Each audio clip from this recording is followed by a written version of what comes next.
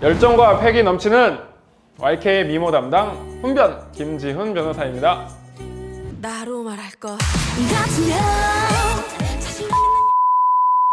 공부요. 제가 그렇게 막 머리가 좋지는 않거든요. 그래도 고등학교 때 1등은 계속 했던 것 같아요. 대학교 때는 조금? 아니면 보통에서 조금 이 정도? 그 정도면 적당히 했습니다.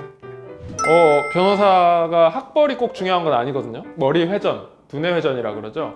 어떤 사건을 빠르고 정확하게 파악해서 쟁점을 찾아내는 능력, 그것이 바로 필요합니다. 검사, 수사관, 판사님 이런 분들을 논리적으로 설득할 수 있는 말빨이 굉장히 중요합니다. 자, 4년제 학사 학위, 그 다음에 학부 성적, 미트 성적, 그리고 공인 영어 시험 성적까지 이 4가지 스펙을 대표적으로 요구를 하는데요.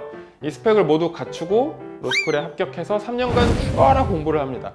그래서 그 어렵다는 변호사 시험에 합격을 하더라도, 그래서 변호사가 되더라도 결국엔 사건을 빨리 파악하는 능력과 논리적으로 서면을 작성하는 능력을 갖추지 못하면 결국엔 좋은 변호사가 될 수 없습니다.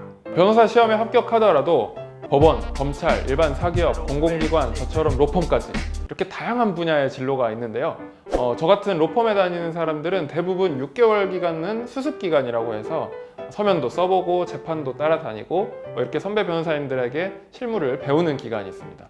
근데 이 기간 동안 잘 못하면 잘릴 수도 있어요. 심지어는 어떤 펌들은 6개월 동안 수습 변호사들끼리 경쟁을 시켜서 일부 인원만 남기고 나머지는 탈락시켜버리는 일명 서바이벌 혹은 슈스케 형식의 채용 방식을 택하는 곳도 많이 있습니다.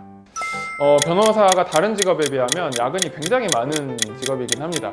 다만 대신 아침에 출근 시간은 조금 여유가 있는 편인데 되게 저는 한 9시에서 10시 언저리에 출근을 하고, 출근을 하면 사무실 작업을 할 때도 있지만 대개는 외근을 많이 갑니다.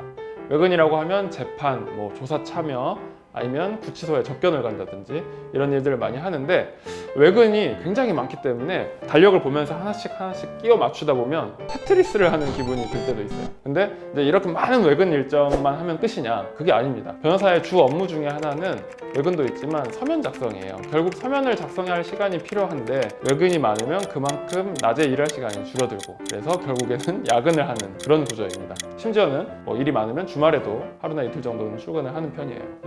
10년 뒤요.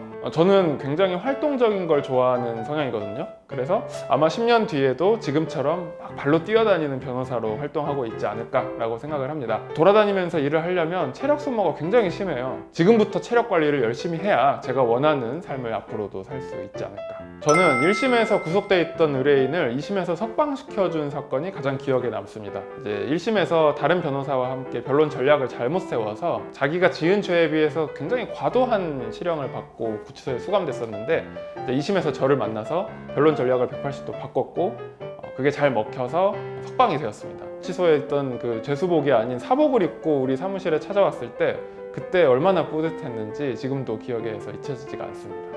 지금까지 훈훈한 변호사 김지훈 변호사였습니다. 안녕.